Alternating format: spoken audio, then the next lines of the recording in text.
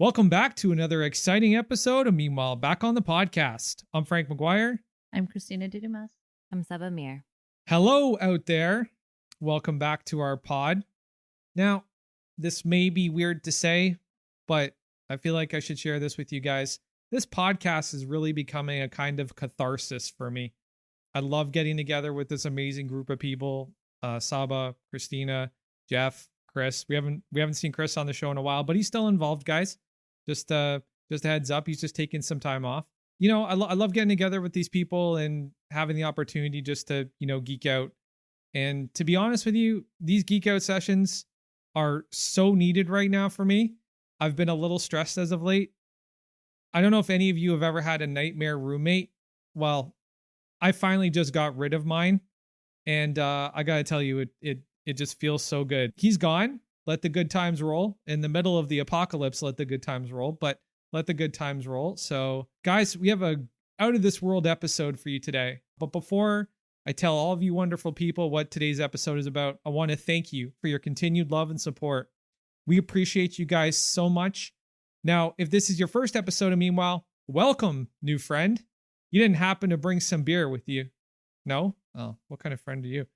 Now, in the interest of our newfound friendship, here's everything you need to know about who we are and what our podcast is all about. We are a fandom culture, speculative fiction loving collective, and each week we will share our brand of raw, hard-hitting commentary, news, film, and game reviews from all your most beloved corners of fandom. Now, our panel of hilarious and knowledgeable co-hosts rarely see eye to eye on these things, and to be honest, we designed it to be that way. How else are you going to get both sides of the argument? But no matter what we disagree on, each of us champion open, nuanced, and thoughtful conversation when discussing our favorite made-up shit. Meanwhile is your one-stop shop for everything a growing fan person needs without any of those nasty preservatives. Now, if you like this episode, if you enjoy this episode, and you don't want to miss the next one, make sure you head over to Apple Podcasts or whatever your favorite podcast platform is and subscribe to the show. And if you could rate and review us, that would be amazing. You can rate and review us on Apple Podcasts, Podchaser, and Stitcher. All three of those platforms allow you guys to do the review and rating thing. I don't know why all these podcast platforms don't have rating and reviews. Does that make sense to you guys? I personally don't really rate things, so What, like ever? I'm one of those. I'm bad. I'm one of those people where like I'll rate it if I hate it, and I don't rate it if I like it. So I'm bad though. So on today's show, we are traveling to a place and time of space wizards, laser swords, badass princesses, and according to George Lucas, no bras. I'm not kidding, guys. George Lucas told the late beloved Carrie Fisher that there were no bras in Star Wars or space. Well, he said that they would suffocate if they wore a bra in space. That was the reasoning. It was that apparently George Lucas said that, you'd suffocate, and who knows better than George Lucas, I say, on that front. True. I think we have to defer to Uncle George on all these sounds things. I creepy, think that's kind if of you the ask me. Well, Carrie Fisher, she was prompted to ask this question because she was running around the set without a bra the entire time. So she's like, "Why can't I wear a bra?" And George is like, "Well, they don't have bras. It has nothing to do with the fact that this is in the this is the 70s, and this is the trend." Yeah, I feel like it was the fashion at the time. Yeah, no bras. On today's show, the three of us are going to be discussing the future of the Star Wars franchise and the week of the underwhelming sequel trilogy and the conclusion to the Skywalker saga, my opinion. And with Mandalorian Season 2 about to drop and the High Republic hot on its heels with this new large-scale narrative, we wanted to sit down and unpack the future of this beloved franchise. So give a listen to this preview, come back after the music, because we are going to go Sarlacc pit deep on today's episode. I'm just saying that they need to tune in on a frequency that allows legitimate criticisms to come through, right? And to weigh those and to weigh them for their validity and dismiss the ones that sound crazy or, coming from a place of, bigotry, right? Those are the ones you dismiss. But there was definitely fans who have had legitimate criticisms of these movies. And there's a lot of fans that feel betrayed by this sequel trilogy. And I think that they have valid reasons for that. I'm not kidding, guys. George Lucas told the late beloved Carrie Fisher that there were no bras in Star Wars or space. Well, he said that they would suffocate if they wore a bra in space. That was the reasoning. It was that apparently George Lucas said that, you'd suffocate, and who knows better than George Lucas, I say, on that front.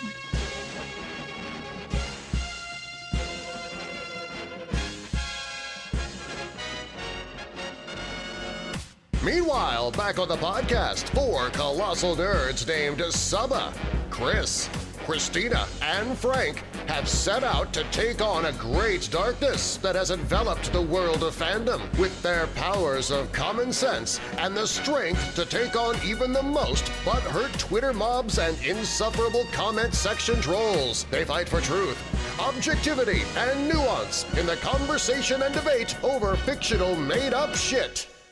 Hey, everybody. Welcome back. We got this amazing Star Wars episode lined up for you. But before we get into that, how are Christina and Saba doing? How are you guys doing?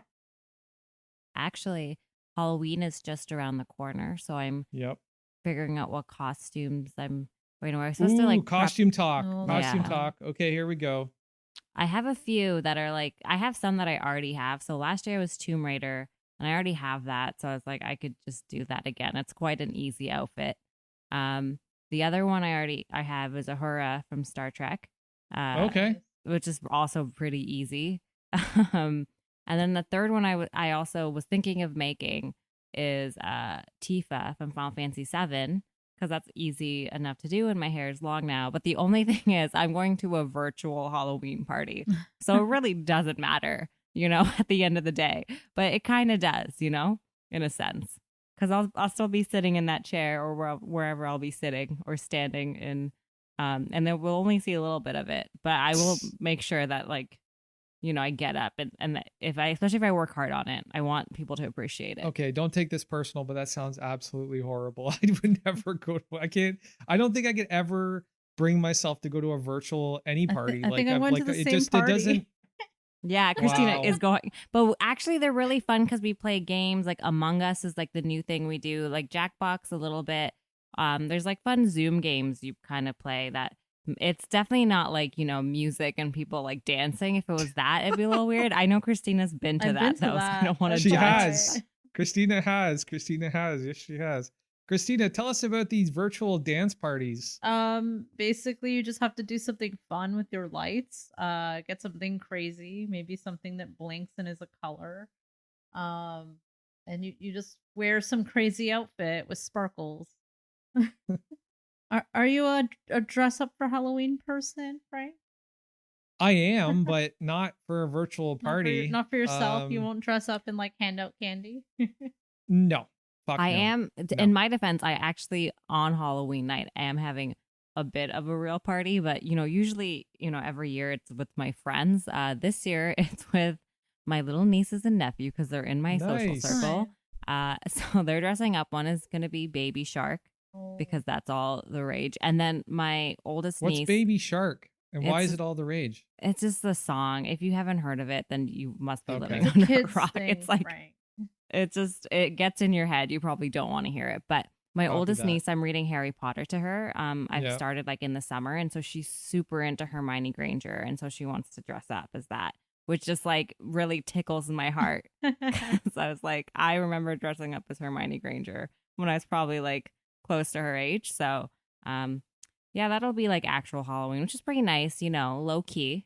Everyone should be, I hope everyone, out there is going to have a fun, safe Halloween. I know we all want to go out and do things, but, better safe than sorry. I think in the theme of this episode, I think if I was going to dress up this year, it would be I would be Kathleen Kennedy with an unemployed sign around my neck. That's what I would go Wow. for. That's Yeah. a I don't very think niche anyone would costume. understand Yeah, I feel like It would be. only would be. certain people Yeah. will get that one. Well, speaking of Kathleen Kennedy, let's start the conversation off. I'm really excited to dive into this because I know we've done a lot of Star Wars content, guys. We've done a lot of cool Star Wars content. Our Star Wars Day episode is one of our most popular episodes with our listeners. where we just basically riffed on Star Wars for, I think, an hour and a half, almost 2 hours. There was a lot of colorful comments made. There was something sexual said about Chewbacca. It was a good episode. So I want to start off. Have you guys lost hope? Like in post Skywalker saga Star Wars, have you lost the hope that you used to have for this franchise? So I'm gonna say no. I think some Okay. of the things that have been announced are pretty exciting, and I've been wanting to see stuff that's not Skywalker related anyway. We've talked about that Right. a lot in our previous episodes. Right. So I think we're finally going to start exploring the rest of this universe, and to me, that's exciting. Okay. How much did the mediocrity of the sequel trilogy affect your interest in Star Wars? Well, so Rogue One was one of my favorite Star Wars Right. movies, and I think that Right. was still Disney, right? So yeah. Yep. So I think if we see something along those lines, something new, creative, different, like that's kind of, I want to see more of that kind of thing. Okay, so you never really had like any deep connection to the Skywalker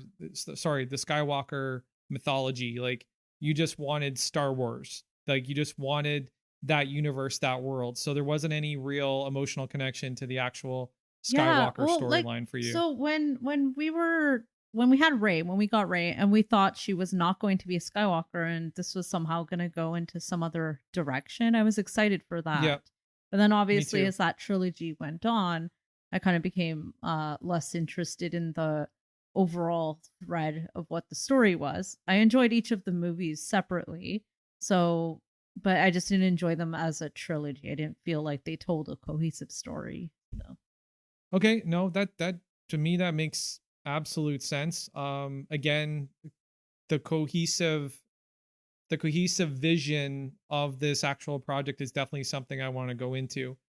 Because in my opinion, and Sab, I want you to chime in after this for sure, but it's clear to me now that the first domino to tip in the colossal fail that was the sequel trilogy was that lack of creative coordination, spearheaded by Kathleen Kennedy. The lack of a cohesive vision really undermined the potential of this project from the word go. I really think that that's kind of where if they had acted differently, if they had planned it out, that maybe we wouldn't even be having this conversation right now. From what I've been reading too about Rian Johnson, it just sounds like his ideas were too big for the film that he was given. And it also seemed like he wasn't willing to work within the boundaries that were kind of set up for him. And so he's getting his own trilogy. So hopefully he'll be able to like explore some of those other ideas he had in his own format, in his own trilogy. Saba, you hope lost? I wouldn't say it's lost. I do think there was a lot of egos at play for this Mhm. new trilogy. Because here's the thing, like it's definitely like the management there and the directors, I think, that dropped the ball. I liked all the actors they casted. I thought the characters were really cool characters. All of them, I think, had such depth and had so much potential. And even John Boyega said this in an interview where he said like the last movie, like my character development, there was like nothing there for him. And it's 100% true. There wasn't, And so that's where I got more kind of upset. And, I really love the Skywalker story. And, there are parts of me that wanted to see that happy ending because, I'm a sucker for, just a sucker for that. And I guess there is somewhat of a happy ending. I feel like the Skywalker saga is tied up for now. I kind of wish it was tied up in a different way. At least the ending of it was tied up in a different way. But I don't think it's a good idea for them to approach that as of now. I think what they're doing right now, which is spreading out and exploring other parts of the universe, because Star Wars is just huge, as we know. So vast. Yeah. Yeah, I think that's a better idea on their part, like let that sit as it is. Maybe one day you'll revisit that when we're ready. But I think what they're doing right now does give me hope, these other stories, and starting with like Mandalorian and also the High Republic and other shows that they have in the works with the Obi-Wan show. I'm really excited about Ewan McGregor coming back. I think that I'm pretty excited about that as well. So, it is what it is at this point. I'm not, we've talked about it a lot over the last year, the last 3 movies, and nothing against any of the actors or anything else, because I like I said, like, I think Adam Driver is such an amazing actor, and he, like, whatever he was allowed to do with that role, he did it, Yeah. So, like, I'm kind of at the point where, like, okay, it is what it is. I'm looking forward to see what's there. Okay. So, but like, I didn't hear you comment on the cohesion thing. Was that an issue for you, or do you just you Oh, were 100%. Like, when I okay? was talking about the egos, I kind of meant Yeah. the egos of the directors. Okay. Copy. Like, for me, like, it makes zero sense to me that they would not, for a trilogy this large, Yes. have an overarching story. It didn't have Yes. to be everything, exact to, like, from the lines they say, but, like, okay, hit these marks in this movie, hit this marks, and these marks are the ones we want to hit in the second movie. In the third movie, this is, like, the marks here. I remember J.J. Abrams saying that he was going back and forth at the last couple of weeks, filming different scenes with Daisy Ridley, like, talking about who her like, what her family was going to be. So I'm like, you're deciding that on the last movie, right? Which Wow. to me, like, do you guys remember that interview? I think, Yeah. yeah, to me, I was like, for this huge trilogy, like, it was just an afterthought. And it did sound should've like been, a like- couple things were moved around just based on fan reactions and stuff like that. So it kind of felt like marketing or something in that sense, rather than like you're telling us a story. Instead, you're telling us what you think we want us to hear. What? Like, Yeah. For me, it's like the thing that the very main character of this trilogy, Daisy Ridley's Rey, like, that they didn't have her story planned out from the get-go is crazy to me. I agree. No, I agree. And, going back to what Christina just said about, changes being made either to suit the fans or marketing or whatever. I don't know if you guys know this, but Kevin Smith got an early peek on the set while they were shooting the final scenes. And he said that he was moved to tears by what he saw. I don't think Kevin Smith saw the movie that we saw, because there's nothing like, I don't see the Kevin Smith that I know, or, the Kevin Smith that I understand through his work, appreciating what we got in that final act of the Rise of Skywalker. I don't see him going like, oh my God, this is heartbreaking. Like, this is what I've waited for as a, I feel like my 10-year-old self again. I just don't see him getting that from that scene. So I've always been suspect of that. Like, what did Kevin Smith see that didn't end up on screen? Right? Because there has been a lot of talk about, an Abrams cut. Oh, no, don't. Yeah, I know. Can't get this started. Are you going to spearhead this Frank's one? gonna start No, a I'm hashtag. not. No, I'm not. No, I don't. I don't want to see Abrams. No, actually, I think it's already started, to be honest with you. I'll have to look that up. But there has been talks of an Abrams cut. There's talks of a Lucas cut. But I think that's just crazy YouTube people looking for eyeballs for their channels. That's pretty much my theory on that. I don't think that George Lucas has a cut of the film. That would make no sense. But yeah, no, I think that this was the first domino to tip in the miscalculation of this project, was not to bring all the directors together and create a cohesive story and know what the ending is going to be before we even start fucking writing it. Right. And like, that just seems like so basic. That seems like such a I know. basic premise of It is basic. storytelling. It's basic because I'm a screenwriter myself. Saba, I know that you have taken screenwriting classes. Christina, I know you've done the same thing. What is one thing we hear a lot from screenwriters who know what they're doing? Some screenwriters believe in the idea of knowing what the ending is going to be before you even start writing the beginning. At least an outline. You at least need to have some Yeah. kind of maybe you don't know like exactly Yeah. which ending you want to go with, but at Exactly. least have some Or like idea. a storyboard. Yeah. Like, Yeah, a story. Yeah. like, whenever I write like a story, or whenever I'm working on something, like, I know what happens at the beginning, middle, and end. I don't know all the details of the in between, that Yep. you kind of figure out. But Yep. yeah, that I just remember being really, taken aback hearing that they didn't know, what that was going to be. Yep. And like, I didn't hate the trilogy, like, I didn't like some, I know there's a lot of people out there who are like really angry at it. I watched it and I kind of agree with you, Christina. For like individual movies, like, yeah, I enjoyed them. Like, watching them, I loved the experience of going in.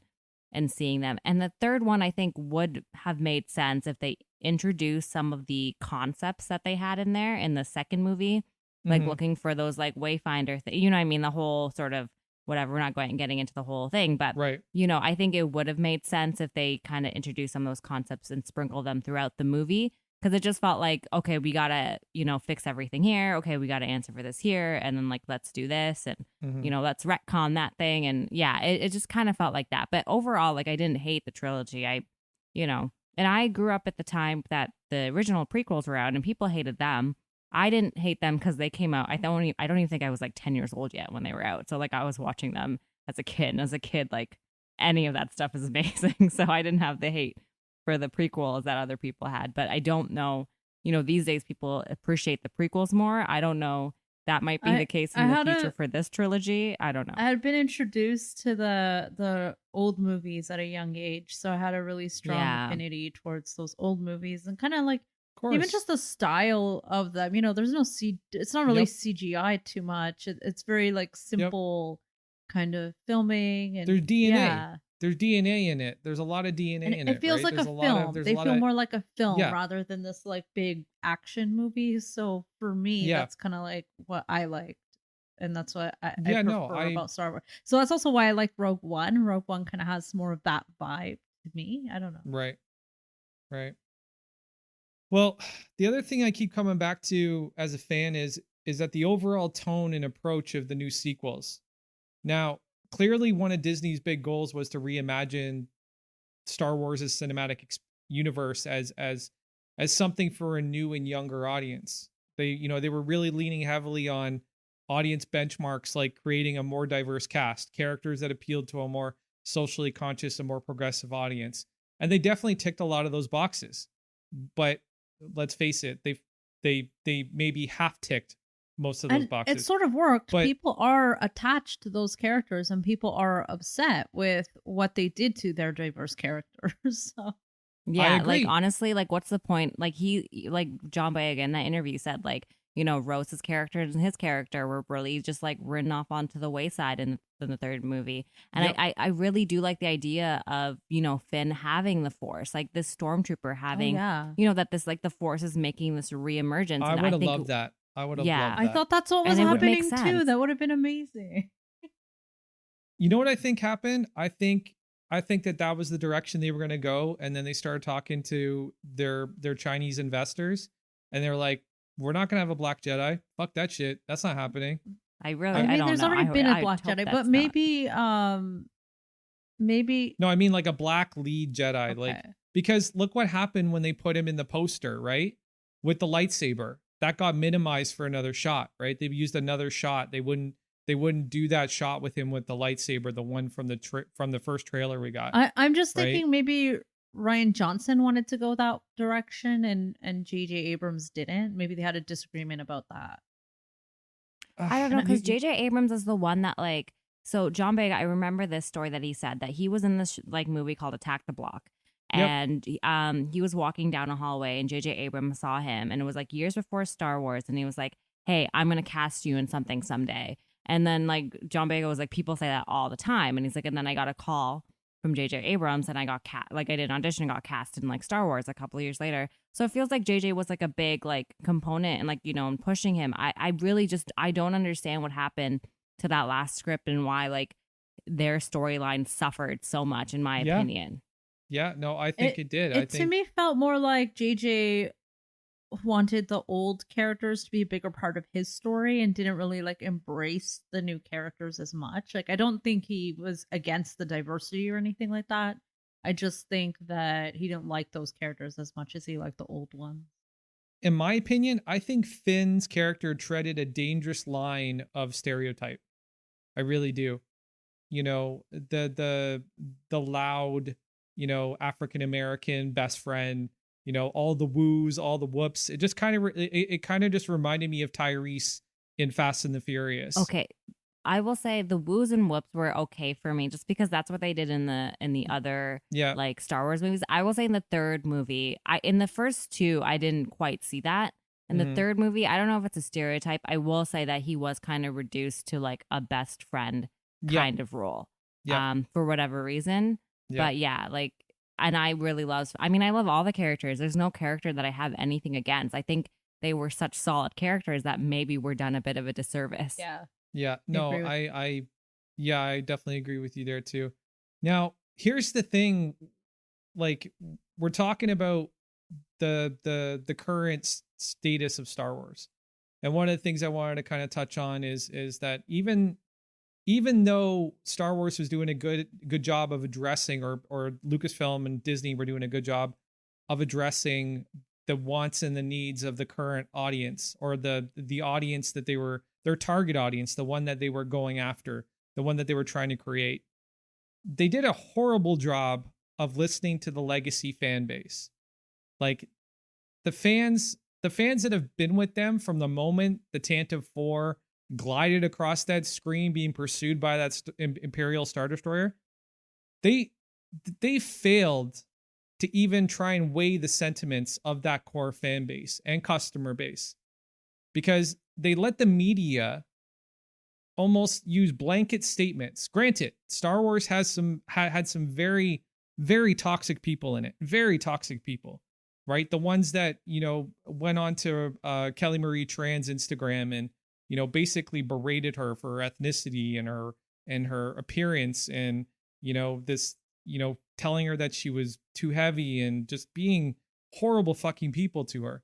But at the same time, there was a contingency within the Star Wars fan base that had legitimate criticisms, legitimate critiques that didn't come from a place of misogyny or a place from hate. And I think that Lucasfilm and Disney did a horrible job and went completely tone deaf to listening to those fans so they could create, something of a balance. I really felt like Kathleen Kennedy and her group of sycophants were so militant about their progressive agenda that they just turned a deaf ear to the naysayers, to the fan base who have been so loyal over the years. Like, we're talking 40, like almost 40 plus years of being fans of this franchise. And they didn't even want to hear what they had to say. I will say I disagree there, because my issue wasn't ever because I know you don't feel the same way of this, but, or maybe you guys do, but I actually really enjoyed The Force Awakens. I really liked that movie a lot. And got me really excited for the trilogy that was coming out. Like I said, my main issue was the cohesiveness of the story. Yeah. And I think there's a danger in always listening to your fans. How much we talk about how much ownership do fans have over a property. And I know there's certain like cases, when you look at this that, they may have strayed, but to me, I don't I think as an overall script, the three of them like looping together, like that was my issue, really. Like I didn't I really was excited about where the story was going from The Force Awakens. Like I had this like feeling of like, oh, like this feels really good. So right. Well, I'm not saying you need to listen to all the fans, right? Like I don't want this to be like, I don't want to come across like I'm saying like, give us fan service, give us fan service, give us fan service.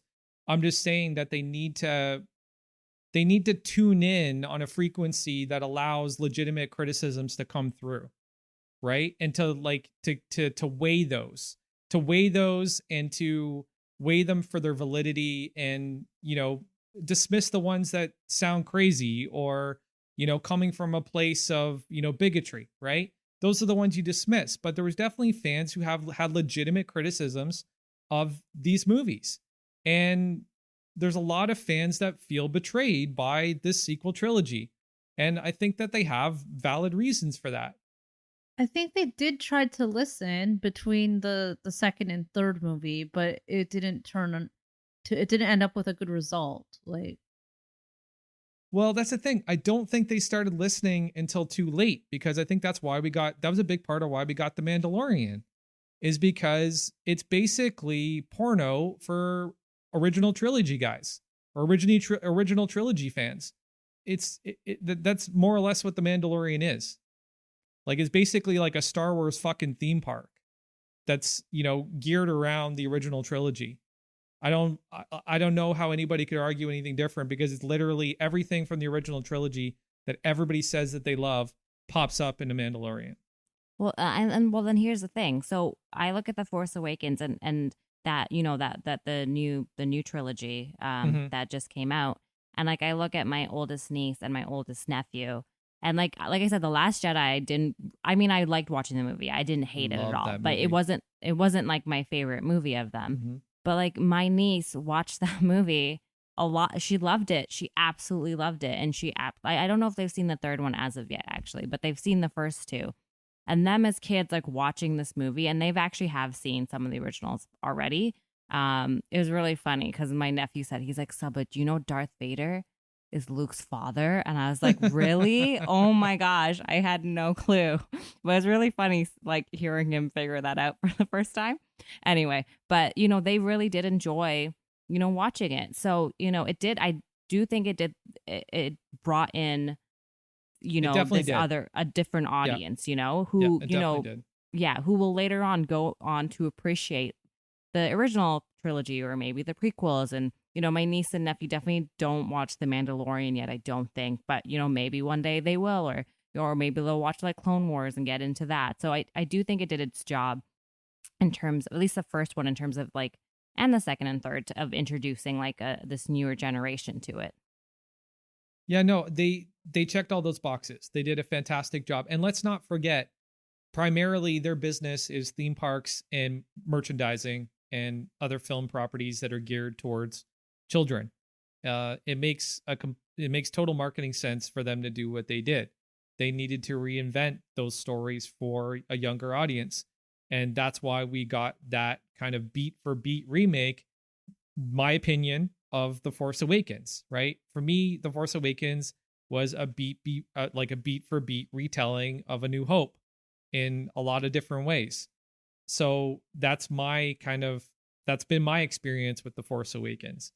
Now, is it a bad movie? No, it's not a bad movie. But then again, is it new? Is it inventive? Is it creative? No, not really. It's kind of, I guess in some ways they took their own creative license and did some really cool things. Like, you can't fault J.J. Abrams for sticking with practical effects. That was the best decision that anybody made. And I think in this entire trilogy was to say, we're not going to go all digital. We're going to use practical effects again. I think that was very important. And it really kind of maintains that feel, that look, that emotion of Star Wars. So I think that they did a good job there. But they're primarily a company that has a customer base of kids. Not everything has been a miss since Disney's taken control of the franchise, which is great. But I think the sequel trilogy was underwhelming and definitely disappointing to a lot of people. Personally, for me, other than The Last Jedi, I was very displeased with both films. So that's my take. Yeah, I liked the way the trilogy started, and I didn't mind that there were a lot of similarities between the Force Awakens and the A New Hope. That was fine. But for me, yeah, it was just kind of as the movies went on, I would have liked to see them diverge more from the old trilogies and do like more interesting things and more things Yeah. that kind of tied the movies together, more things that would have made Yeah. sense. So yeah. As far as the films go, I feel like Disney is the Death Star, and the sequel trilogy is the main reactor chamber. I And feel someone like that's brilliant. extreme. Hold on a second. And someone brilliant and talented is skimming down this long defended trench to deliver a payload of this new vision for Star Wars, a new future directly into the exhaust port about the size of a womp rat, and vaporize the last 4 to 5 years of poorly made films. Wow. Of course, excluding The Last Jedi. I really do. That's the way I look at Disney and the way that I look at the sequel trilogy right now. I almost feel like they undermine and undercut everything good that's going on in Star Wars. It's the entire theme park was based around the sequel trilogy, right? And it hasn't been that successful, and I think that has a lot to do with where it all started, that initial big bang of the sequel trilogy. I think that's where it all kind of went off the fucking rails, to be honest. But I don't know. Any more thoughts on the current state of Star Wars, ladies?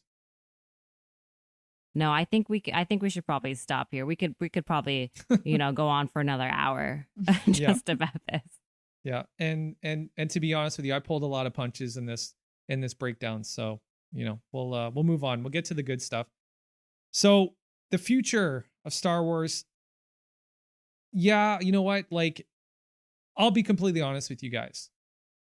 My frequency of looking at Star Wars content and reading Star Wars content has dropped a little bit in the last little while. And I don't know whether that's because of the bad taste that was left in my mouth by the sequel trilogy, or there's just a lack of it. I don't know what it is. Or there's just too many comic books for me to read these days too. I don't know what it is. But anyways, I do want to talk about the future. And the one thing that I'm most excited about is that the sandbox just seems to be getting bigger creatively. Yeah. Like Lucas and Disney seem to be turning away from their antiquated formulaic approach to Star Wars storytelling. And I've always been a vocal opponent against this, the do-gooder, the ragtag band of hopeful do-gooder revolutionaries versus the big bad evil fascists for the fate and freedom of the galaxy. This very formulaic paint by numbers approach to story structure. And I'm glad that they're moving away from this. It looks like we're starting to move beyond these interchangeable archetypes, which I really think is critical to Star Wars to gain not only new fans, but to potentially bring back old ones too. Yeah, it seems like we're moving away from a trilogy format to a cinematic universe format. And I think that is going to be a good thing. It seems exciting. There's some interesting names thrown in the hat for movies that are going to be coming up. We have Taika Waititi is writing a story with Christy Wilson Cairns, who wrote 1917. I like both great movie films, so great movie. It was a good movie. So hopefully good, yeah, that's going to be interesting. And apparently they're just writing away. That was the last update I read. Nice. And Kevin Feige said he's going to be making a Star Wars movie. We don't know much about that yet, but that's interesting. Yeah, that one scares me a little bit because like the rumor is that we're gonna get Brie Larson, and I'm good. I mean, I like Brie Larson as an actress. I feel like you just don't like her as Miss Marvel. Do you hate her acting in general, or? I don't like her. Or Captain Marvel. I don't like her holier than thou vibe. Like, she said some pretty shitty things about film reviewers, and I get her point. Like, I definitely think that there should be more of a diverse cast of film reviewers. But I think film review is one of those careers where people don't necessarily it's something that people decide to do. It's not something that you just end up doing. Like, it's not like working at McDonald's. It's like you literally have to hone this skill set to become a film reviewer and to obviously find these opportunities to do it as well. But that's just a side note on Brie Larson. And then from her YouTube channel, she doesn't seem too holier than thou. She just did a video of all the roles she didn't get. And she was like, yep, this one didn't get, this one didn't get, this one didn't. And just basically, I was actually hopeful to a lot of actors out there who are not getting role. You know what I mean? You have fails after fails after fails. But yeah, no, I'm excited for the Taika Waititi one. Me and too. Pretty much anyone. For him, it's going to be original and off the wall. And that's what we want. Original. Yeah. I think we said, stay away from the Skywalker stuff. Let's explore this universe. I'm really excited for that stuff. Yep. No, I want to see the one thing that gets me excited is that is this creative talent pool. The way that it's continuing to diversify the scope of ideas. It just continues to widen. So many Star Wars fans, there's so many Star Wars fans that are now a part of this creative process from all walks of life. And they're going to introduce new ideas and new perspectives and a new voice. This is the opportunity for the Jedi to get a fresh interpretation to what all of this means. And I'm using Jedi in quotes right now because we don't even know if they're going to be still called the Jedi, which I don't think they should be. They should be called the Skywalkers, but that's just me. And you know, I want to see deeper into the Sith, and I want to see another interpretation of that. And I want to see another interpretation of other threats in the galaxy. I'm done with the whole formulaic approach. I don't want a group of ragtag do-gooders anymore. I don't want this analog of fascism, you know, oppressing the galaxy. You know, if anything, I want an existential threat to the galaxy. Something like really fucking crazy. Like at the end of The Fifth Element, when you just saw that big mass out in space and it was talking to people and you didn't even know what the fuck it was, right? It was like the Nothing. It was like the Nothing from the Never-Ending Story. Like, that's what I want. I want the Star Wars version of the Nothing. And Christina and Saba are there sitting there going, what the fuck is the Nothing and what is the Never-Ending Story? I know what the Never-Ending Story. I've heard of it. Oh, okay.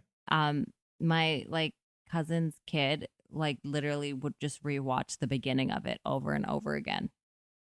Just like the opening. It's pretty good. It's a pretty good movie. It's a pretty good movie. Artax. Yeah, no, it's good. I like that movie.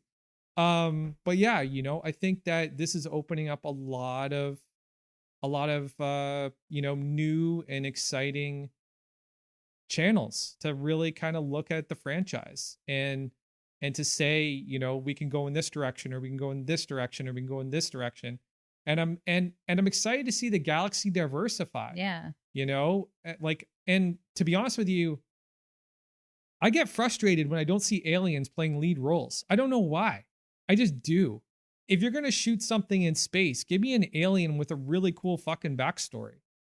You know, give me a culture that is somewhat interwoven with something here on Earth, just to make it more interesting. Because it's weird to have a movie that's set in space and aliens exist in this world, yet somehow they're not any main characters. Like, I think Star Trek does that better, actually. They do a great job of it. And I think Ahsoka Tano is going to be the first opportunity to really take a non-human character and to give them a really rich history and a really rich backstory and some depth and some dimension, which I'm really excited to see, because Ahsoka has that already, which is great. So, and that's probably something that's easier to do with like modern technology. I'm sure one of the reasons that wasn't done in the past is because it would have looked weird, but yeah, no, for sure.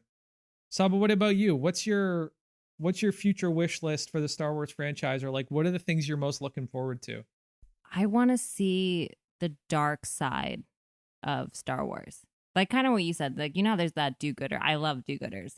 When I was like young and I played D&D, I'd always choose a paladin. Me too. Not anymore. But I like, you know, something similar to like a Rogue One, like the dark side of like not just the Empire and everything else, but also like the Jedis and what they did. Like, you know what I mean? There's so much there to explore. And I think seeing like a grittier version of Star Wars would be so cool, like a bounty hunter or something like that, you know? Yes. Or they talk about like the spice trade and things, which, you know. Yes, the spice trade. Yes. Yeah. I think those stories would be really interesting. I want to see more parallels with real religion. You know, there was bad Catholics, there was bad Christians, there's been bad Muslims, there's been bad everybody. You know, you know, their belief system may be rooted in a theology, but at the same time, they may have a different interpretation of that theology. I want to see that. Oh, that'd be cool. Like, I want to see like a cult version of the Jedi. Exactly. Like, you know, we just did the Green Lantern episode, and we were talking about Sinestro, right? And Sinestro was a guy who convinced that his vision of how the world should be was the right way. But, you know, there was this whole planet of people, like his subjects. Well, I don't want to call them subjects. He wasn't a ruler, but the citizens of his planet saw him in a very different way, because they were like, dude, you're a fucking dictator. You're a despot. Right. And I want to see those things being played out, that duality.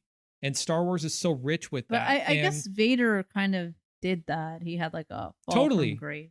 So we kind of got that. Yeah, he did. But he's not really like a vocal, philosophical, dimensional character. Like the you know, the lure of Anakin or the lure of Vader is this conflict within So himself. you want to see Thanos in right? Star Wars? You might get that in Kevin To a Feige's degree. movie. Yeah, to a degree. Kevin Feige. Feige. I can't say his name. Feige. Did you call him Kevin Feige? Yeah, Hey, I Kevin don't know. Feige. Okay, sorry. That's awesome. But yeah, you know, I have high hopes. I still have high hopes, but like I said, you know, my Death Star analogy still stands. It's going to take a very creative person flying that X-wing to hit that exhaust port, and I really hope somebody does it. And I hope that's Dave Filoni flying that X-wing, because he was flying one in The Mandalorian. Boom. That would be beautiful. That would be my analogy coming to life. That'd be fantastic. Anyways, moving on. So one of the things I find the most frustrating about Star Wars and the fan experience with Star Wars is you get this divide. It's a very clear divide. There are like Star Wars super fans that consume everything with the Star Wars name on it. Everything from comic books to novels to, you know, video games to everything. And then there's people that just watch the films and still call themselves Star Wars fans. Okay, you can still be Star Wars fans. But at the same time, I really think that they're missing out on a very rich experience within the Star Wars universe. So I wanted to talk about some of the not so mainstream stories that are being told in the Star Wars universe that I think are excellent and are worth exploring. And Saba, Christina, I know you guys haven't really had a chance to dive into the Clone Wars too deep, or Rebels, or the books or comics, but have you had it like I last time we talked about this was a while back. So since then, have you guys covered any of that ground or no? I'm sort of like in maybe 3/4 of the way through season 1 of Clone Wars. Oh yeah, Okay. I'm enjoying it. It's really cool. It's a cool show. So Did you Google how to watch it though? The no, order? I don't do that. Oh shit, you're watching it in the I'm wrong watching order it then. in normal order. No. See, Netflix published the episodes out of order. Okay. So what's the proper why the order stories to are- watch it in? You got to start with episode 316. Okay. Season 3, episode 16. I'll send you the order. What? I'll send you the order. I swear to God. That's so weird. What? How did I that think even if they happen? say it's 216 is the first one to watch. Is it 216 or I 316? was gonna I say, don't isn't know, it's 316 a 216. Bible quote too? I just remember Stone Cold Steve Austin had that. It's definitely not in season 1. That's not the starting point. It's weird. You also have to watch the film too. I don't know if you watched the animated movie. Did you watch the animated movie where they introduced Ahsoka for the first No, time? you're making me not want to watch it now. I'm gonna stop. No, man, you got it. Trust me. This is too it's great. complicated. It's already too complicated. Listen, you got to watch it. It's fantastic. It's No, it's still I like one of the Ahsoka best. a lot. So yeah, and I do like the version of Anakin they have in that show. He's like really a lot of fun. So Yeah. What about you, Saba? Rebels, Clone Wars, comics, books, nothing? I mean, I started a bit of Star Wars. I actually had which I still have, this really old Star Wars book that is like it's like a quiz book, and there's like it's from like the 90s because it was like my older brother's, and it's like so tattered, and it's like questions that no one would be able to answer. It's like Except about me. the books. Like they're just like it's just like the Star Wars like quiz thing, and you can ask your friends like trivia, right? Okay. But the trivia is so intense into like all the novels and all the books, and it was written by a fan. And I just remember like reading the trivia about so like knowing random. So that's like, I guess the most I got into reading about it. But yeah, I pretty much just enjoyed the movies. I watched a bit of Clone Wars, the first couple episodes, actually. Now Mhm. I also know that I watched them out of order. So, you know, there's that. You know, I've played a bit of Fallen Order, have not beat it yet. Played a little bit of Battlefront, but, you know, so here and there, I mean, for me, the movies were kind of like my bread and butter, but I know there's a lot out there beyond that. Yeah.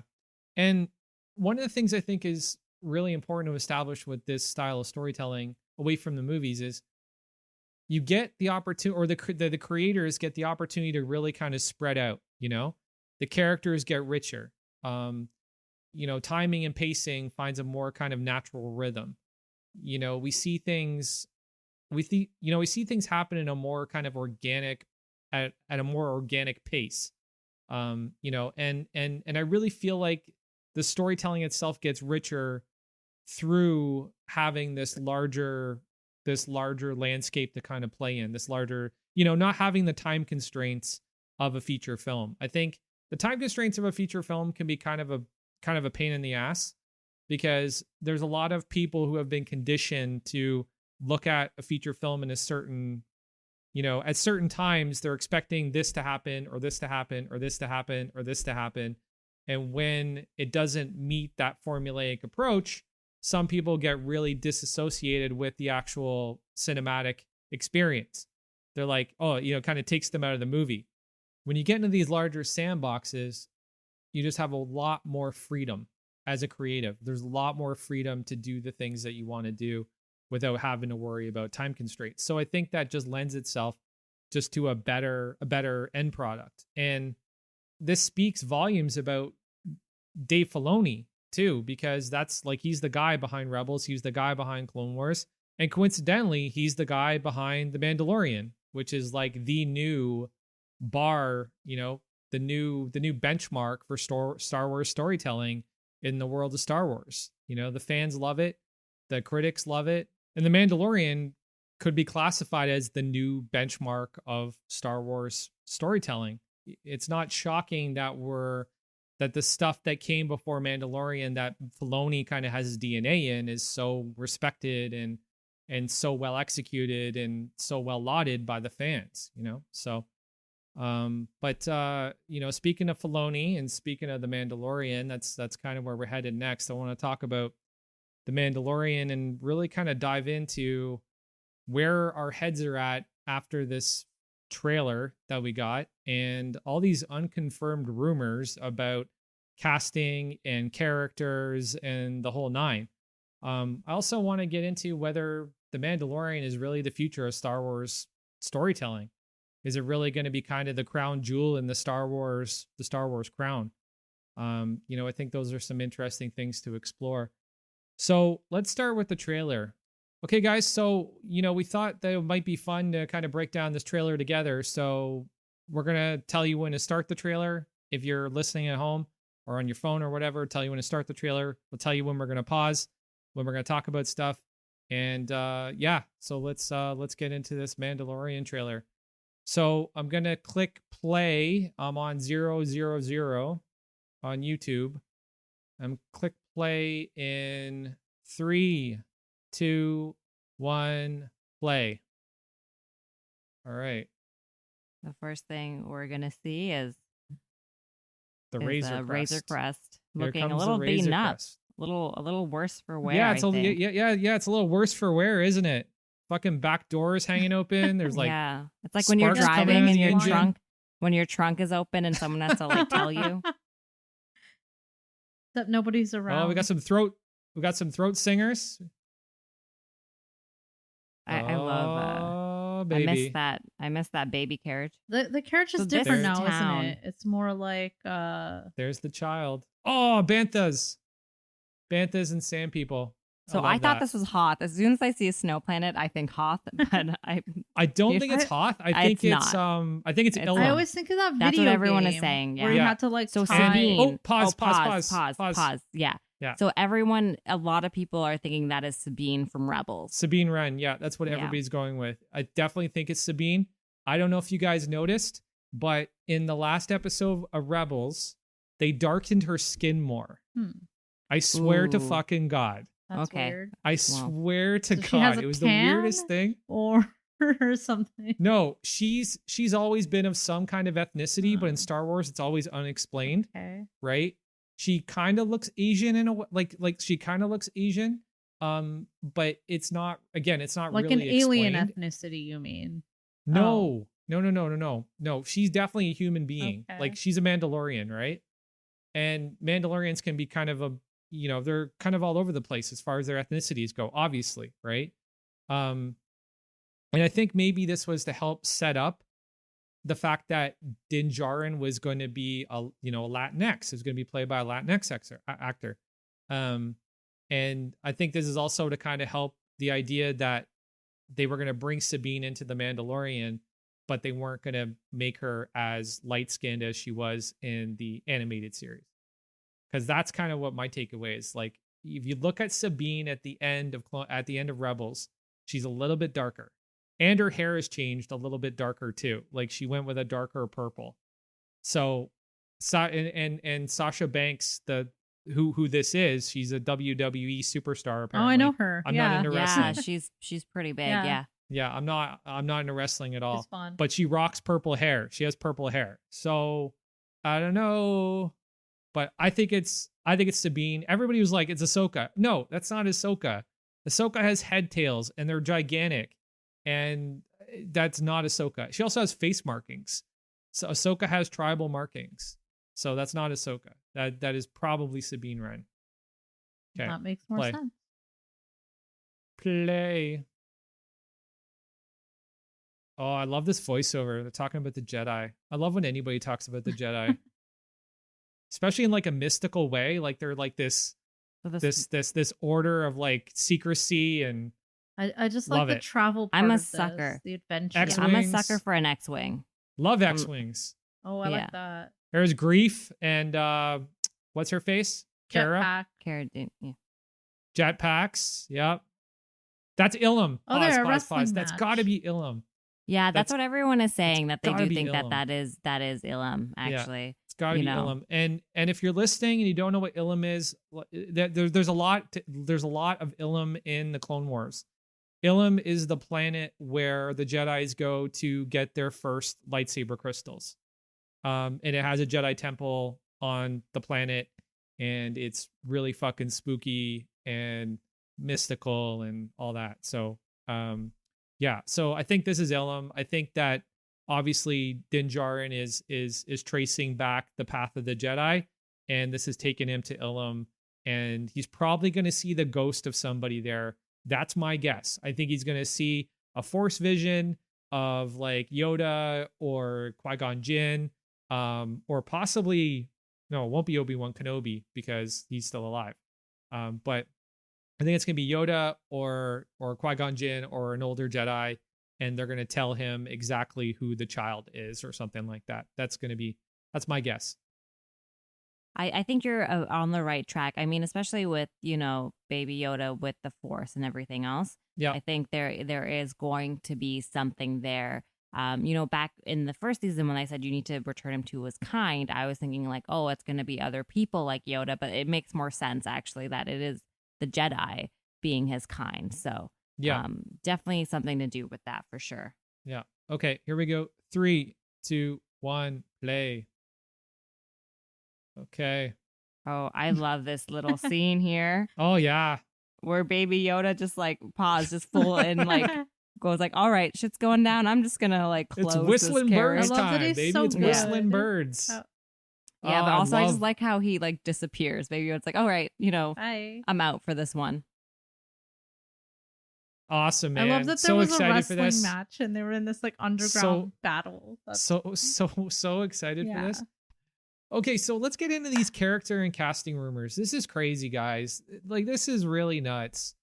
But I like a lot of these choices, or these rumored choices. So the list that I have in front of me, I think, is the most current. So I'm not going to even go through the existing cast. We know who they are. Well, maybe I'll mention one person.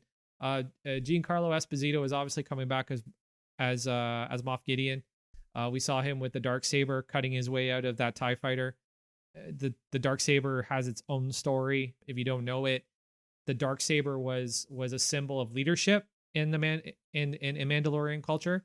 Tar Vizsla was the first person to hold the Darksaber, and it got passed on to a bunch of Mandalorians. Sabine Wren had it at one point too, which obviously makes sense if she's coming into this story. I almost feel like the Darksaber is in this story to bring Sabine into the story. And I don't know how you guys how familiar you are with Sabine as a character, but she's fucking awesome. Yeah, not really. She is such a cool character. Cool if you're excited about her. She's such a cool character, dude.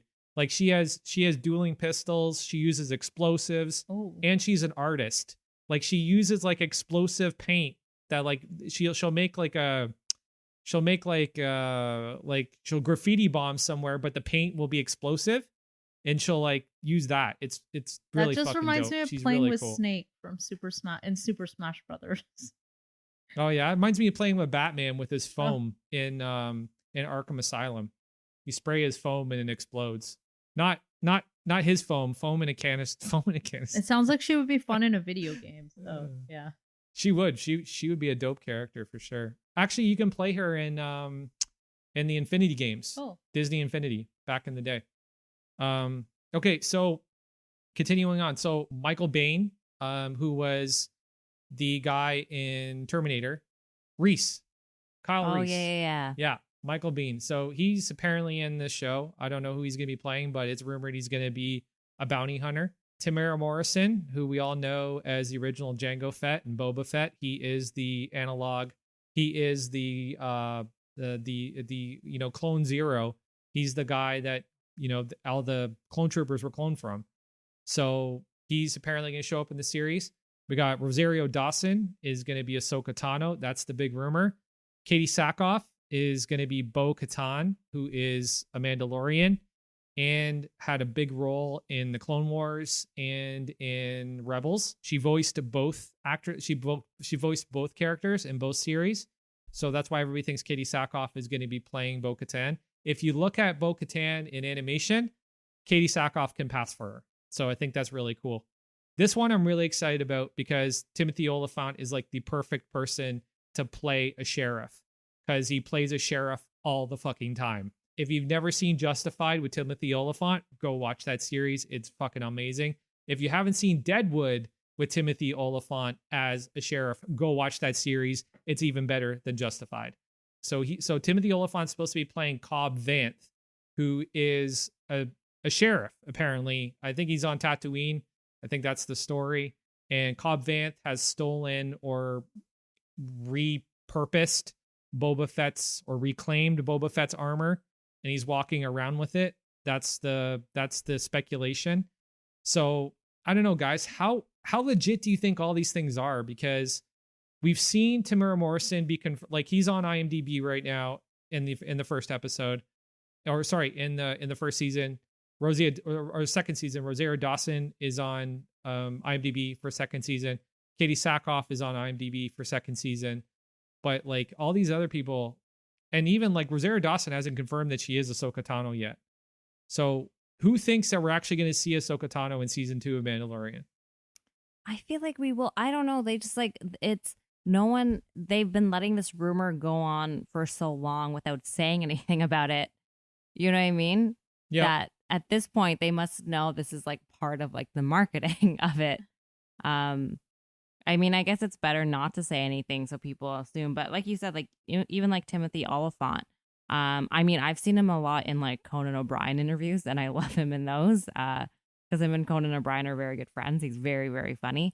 But I don't know. I do think the Rosario Dawson one is just very strange to me. Like, I feel like, and sometimes I feel like, oh yeah, I've heard she's confirmed, but then it's like, no, she wasn't. Like, you know what I mean?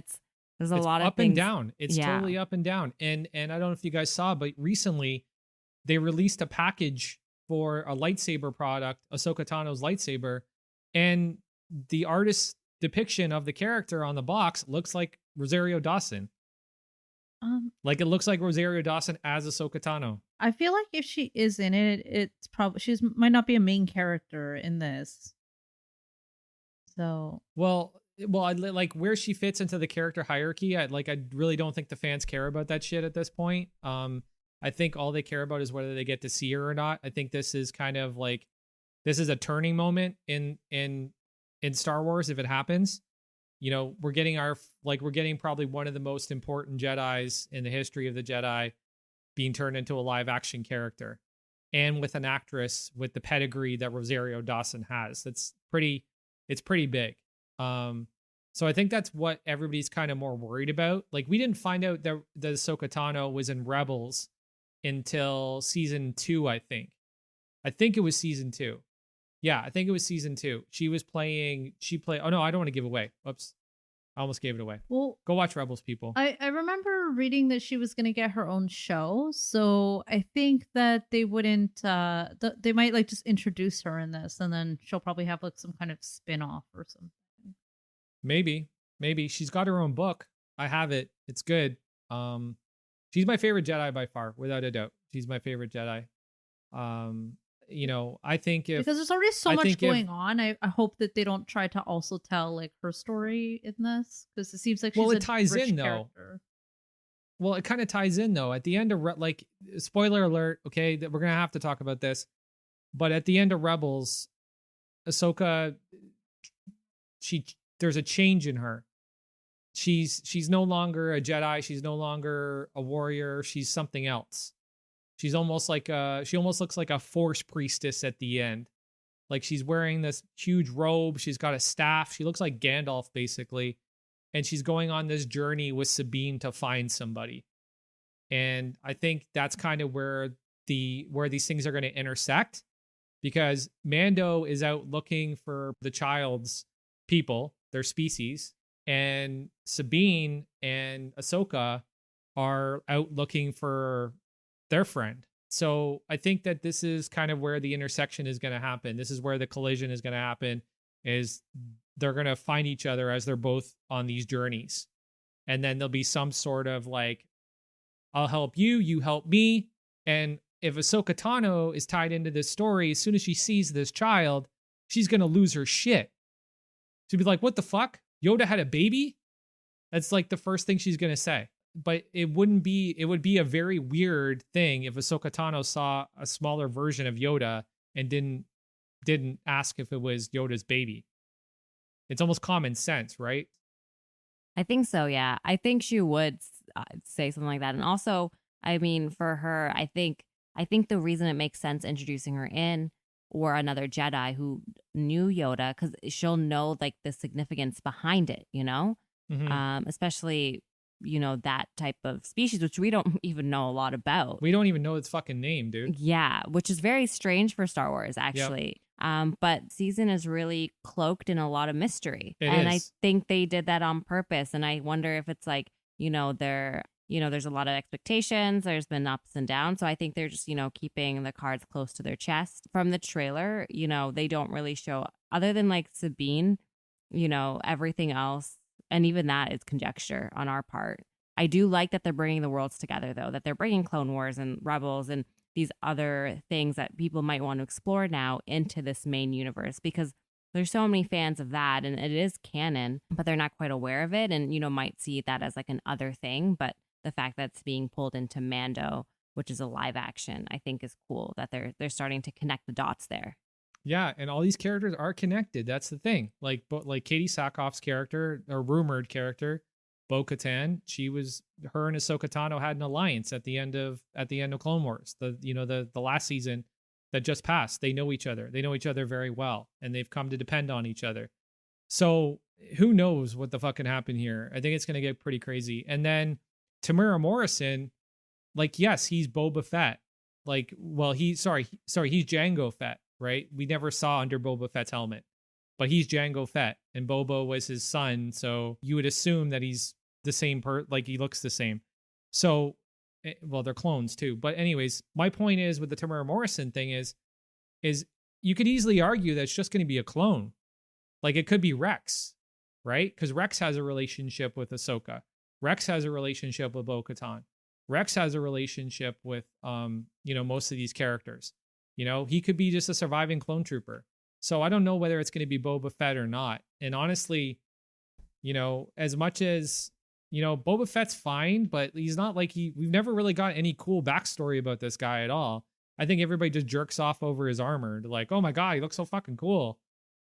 Like he's an okay character, but like, I don't really think he's he's not what everybody's made him out to be. I really don't get the crazy obsession with the character. I don't get it at all, but that's just me. Do you guys get it? Because I don't. I mean, I do kind of get it. It probably maybe has a bit to do with the armor, and then they kind of explored it a little bit more in the prequels as well when we were watching. My one brother was a really big Boba Fett fan, so I do understand it. I've seen it firsthand. It is funny because I do wonder when they created the movie Star Wars and when George Lucas was creating that and, Boba Fett makes his appearance, that I wonder if he thought that, this character would grow to be what it is. Yeah. Yeah, I don't think so. I think George is like, dude, I fluked on that. You know what I mean? I don't think he can even connect the dots as to why Boba Fett has been this fan favorite character for so long. I don't even think George could do it because it really doesn't make any sense at all. There's, he has very minimal lines. He has very minimal lines. He does effectively take the story in a new direction by, in Empire Strikes Back by acquiring Han Solo. Like that's something, but I don't really think I don't know. I don't think it's like the most consequential thing in Star Wars. That's for sure. But anyways, so moving on, I was pretty critical of The Mandalorian in season 1 because I felt it was very formulaic. I felt it was very kind of paint by numbers. I saw a lot of Western tropes and, Western cliches and, just a lot of repeated kind of Western stories throughout The Mandalorian. And it really only started to get interesting to me when the Empire was coming for the child. And there was this alliance between Cara Dune and Greef. And to me, honestly, Greef was one of the more interesting characters in the entire series. Yeah. I don't know if you guys feel the same way, but Yeah, I felt he was one of the more interesting characters in the series. thought he was a great bad guy. Yeah, he was a great bad guy. And he, the way, all of his all of his motivations to build an allegiance with Mando and with Cara Dune made sense. So it was a character that made sense at the end of the day. So I for sure enjoyed those last couple episodes the most out of the whole series. More than It kind of it started off okay. It kind of piqued my interest, and then I got bored of like maybe the middle couple of episodes, and then I got interested again towards the end. So yeah. Yeah, no, me too. But I think that the creative team did a fantastic job. It was like the directing was amazing, the writing was amazing. The obviously the special effects and the practical effects were incredible. The actors, the talent on this show is fantastic too. I really love that about it. But do you guys think that this is going to be the like is this where the future of Star Wars is headed? Like, do we think that the audience is going to switch their focus from what's happening in the cinematic universe to what's happening on the small screen, on the streaming services? Like, do you guys see that potentially being a thing? I see, like, okay, so I don't know. I do see them, switching to the streaming services as of now. But I don't think it's quite the future, especially with Mando. It's a very specific look and feel, and it really is, I think, is going to change with like who's directing it and who's writing it. Mm-hmm. In the future, right now, I think for the next year or two, it's going to be small screen. I don't think any of these big movies are coming out anytime before that. We have the Obi-Wan series, Mando. There was other series that are possibly in the works as well. Cassian Andor, the Rogue One prequel. Cassian Andor, which I love Cassian Andor. I mean, I just love that actor. Actually, that's different, but I do like that world. But so I think for the next like few years, it is going to be through TV shows, and then the epics that are the movies will also still be a thing. And with COVID, like who even knows when they can get to that? Yeah. So Frank, I think it's kind of like what you said about certain fans being into The Mandalorian. I definitely think it's kind of fan service to that original fan base, and I think that's who's watching. Maybe some other people too, but I feel like it's mostly that original audience, and then maybe like half of the new audience or something like that. I don't know, man. And I think they're gonna have to use these shows to like rebuild people's interest in Star Wars to get them like excited for the movies again. I think that's a big goal of theirs for sure. I really do. I think that they are trying to rebuild the fan base. But you were saying that this is like a love letter to the original fans, 100%. But at the same time, what Baby Yoda did to the world, like the number of people I know that don't even like Star Wars that watch this series is insane. They don't really, I don't know. Like I know people who just like Baby Yoda but don't necessarily watch. So I feel like he does have some kind of appeal to people who aren't even watching the show, or maybe peripherally watching because like their partner is watching or something. I don't know, man. I know people who are literally just watching the series for Baby Yoda, and he doesn't even speak. Like he doesn't even say anything. So I think that's just a weird commentary on. I know on- people who maybe watched on a how we couple of choose our content. episodes but didn't get through the whole thing. Well, predictions. I think what we're going to see is the remnants of what is left of the Empire, you Okay. know? And at the same, I think we'll see on the other side as well, because there is still sort of this like syndicate, this force that is Yep. behind that. Yep. I didn't mean to use force there, but you know what I mean. At the same time, I do think, we will be now more introduced into the Jedi world, which will be interesting in the eyes of Mando, because he does not understand that or know of it really at all. And we've never had a character that is so completely out of it as our main, like not out of it, but really just not in the loop of that. So I think this is where we're going to start seeing the remnants of the repercussions of, what happens after the trilogy, right? Right. More of that world. At least that's what I think. And I do think it'll be faster paced than it was first season, because I agree with you guys. The first episode or two was like really good, and then it kind of like dipped, and I was like, okay. And then, it just really picked up those final episodes. I do think, I hope at least that each episode will have, a through line purpose, like moving the story forward. Do you think there are some delusional Star Wars fans out of there that just lied to themselves about the entire season? Or just like, oh my God, this is the greatest thing ever, just because it was Star Wars, because they wanted to be a completionist. They're just like, oh, well, I don't know. People like what they like. I don't know. For me, like I did enjoy the whole series, but yeah, the middle episodes were kind of slow for me.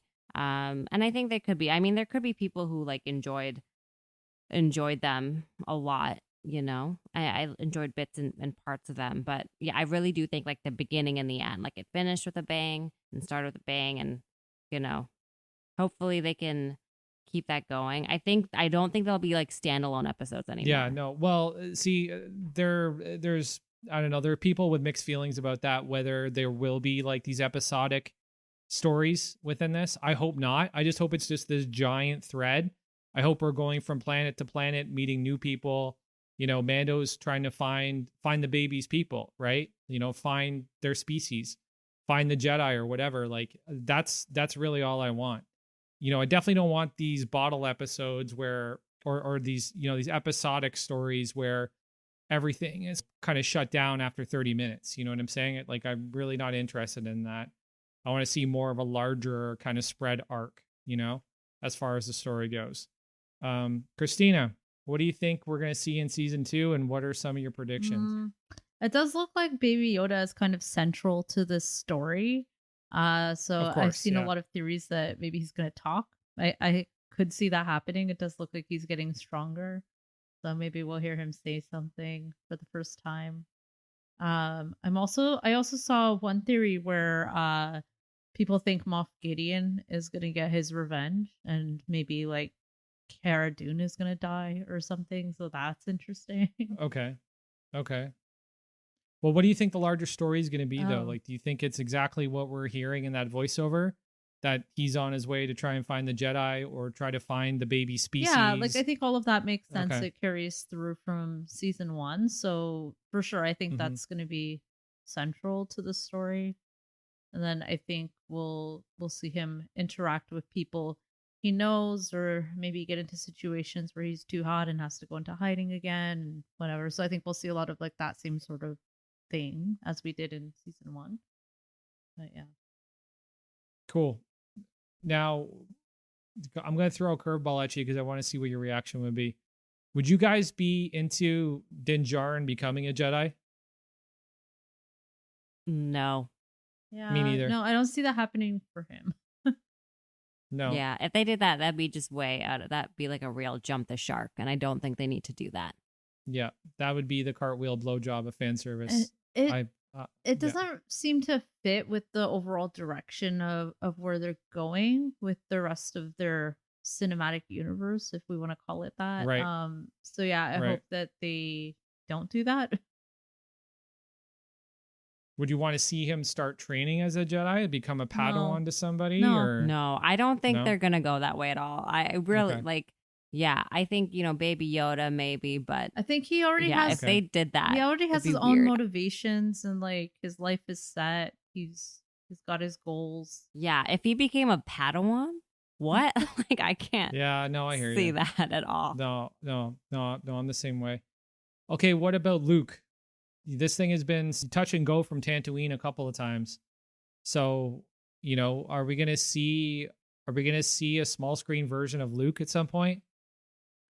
I also think no. I don't think they're going to cross over. I really think they're going to leave the Skywalker stuff. I think there would be references to that world and what he's done, but I really Right. don't think they're going to go that way. I think that would yeah. make sense. Like if he's some kind of legend in the world or something. Well, that's the weird thing then, because isn't Luke the only Jedi left in the galaxy? Or isn't he under the impression that he's the only Jedi left in the galaxy? Isn't he the only one isn't he the last person to come in contact with Yoda? He would be the last person to come into contact with Yoda. And that gives me pause because, like, how old is Ahsoka Tano and all this kind of stuff? But we do know and I don't know, okay, because the games kind of have a thing going on and other things, that there could be remnants of the Jedi in other places. Like Order 66 probably did not get every Jedi. They got probably pretty much most of them. Mm-hmm. So I can see like another faction of sorts somewhere that maybe Luke does know about, maybe he doesn't know about. Probably not though, because then that wouldn't factor into the movies. This is where it gets confusing. It's good. It's going to get confusing because keep in mind the Order of the Jedi is no longer a thing anymore. Luke is the lone Jedi. He's the lone person with all the teachings. And Ahsoka obviously has some too now, but this is before Luke restarts the Jedi Order and trains Kylo Ren, because that's still canon, right? The Mandalorian is canon to Star Wars. So is The Force Awakens. So is The Last Jedi. So is The Rise of Skywalker. So will Baby Yoda become Luke Skywalker's Padawan? I don't know, man. No, that's not. I don't know what the fuck's gonna happen here. Really, Because that's the only person that it makes sense to become a Jedi is Baby Yoda. Well, I don't think it's about the baby becoming a Jedi. I think there's gonna be like some kind of crazy twist with the baby. Like He's I don't gonna know. eat everyone. But He's really a gremlin. Oh my god. Yeah, don't feed him after night or something. Now you're just being silly, Yeah. Christina. But here, I do think, But okay, we're so talking here's the about thing. made up stuff. Sorry, go ahead. So, No, here's the thing. I do think, because, like, we know the lifespan of Yoda species. It is very, just over very 1,000 years. Yeah, very, very Yep. long. So we could see this character pop up again in something else. Yeah, true. No, we could definitely there's see his that. character pop up in something else. But that's another thing is like people will start asking, if this baby lives too long, people will start asking, well, where was he? Right? Where was he? Because the Mandalorian predates the sequel trilogy. Maybe like they're protecting it. Maybe they're planning, like, if it's an Elam, like Elam, or I can't pronounce that. It's Elam. It's Elam, Elam. yeah. Maybe there's something going on there. I mean, that would make sense because when you think of the new movies, I think stuff goes on there. So, but yeah, there's something. They'll figure it out. Yeah, I don't know, man. It's it almost doesn't make sense if they don't come into contact with Luke. Like it almost has to be Din and the baby coming in contact with Sabine and Ahsoka. Ahsoka tells Din about Luke because I hope she's heard. Or that's the other thing. Why, like, if they put Ahsoka Tano into this series, how does every Star Wars fan not say, where the fuck was she during the original trilogy? Where was Sabine Wren during the original trilogy? She would have made an amazing rebel. Well, they'll have to write something that makes sense for that. Well, I do not envy that person's fucking job because that is going to be a tough sell to the fans. Like, you have this one Jedi, you have the galaxy being conquered by an omnipotent fascist regime with a planet destroying weapon, and you have another person with the skill set and the powers to intervene and save people, but she didn't. Like, I don't know. It's tough, dude. It's like the more and more I think about this, it's really hard to justify. Very tough to justify. I don't know. Like she's almost gonna have to be off in another galaxy, which would not be a stretch. There's the Outer Rim, obviously. That's where they and that's where they went to find their friend. They went to the Outer Rim. But the other thing is though, she's also been in another dimension. But I'm not gonna spoil that for you. You have to find out how that one happened on your own. So anyways, I think we could go around and around in circles and talk about this forever because it seems like the more and more I dig deeper into these characters being in this story, the more questions just pop up. Am I wrong? No, for sure. Yeah, I think the episodes drop in this weekend. We'll probably get more insights from there. But yeah, there's a lot to speculate. Yeah, this is why predictions are hard when you don't know much about what they didn't give us much in that trailer. We just saw. Didn't give us anything. We just saw in that trailer. which is little good. ship I flying think in which is space, better. which is basically what happened in season 1, and some stuff with Baby Yoda. Well, and supposedly or suspected to be Sabine Wren, right? But we don't know for sure. So we don't know for sure. But what's her face? Sasha Banks does have purple hair. And like I said, Sabine was darker in the last episode of Rebels. I swear to God. So maybe I have to go they back and won't watch do it that. just to save themselves the trouble, Frank. She could be a know. I don't different know, character entirely. I don't know. But anyways, guys, this is an awesome conversation. I love touching back on Star Wars and really kind of unpacking it and venting my frustrations with Kathleen Kennedy and her band of jerks. So I'm, these are always fun for me. I hope you guys had a good time. I hope all you listeners had a good time. Thank you again for listening out there. We really appreciate your love, your support. If you could, we'd love if you drop us a review. If you can, we'd love if you drop us a review over on Apple Podcasts, Stitcher, or Podchaser.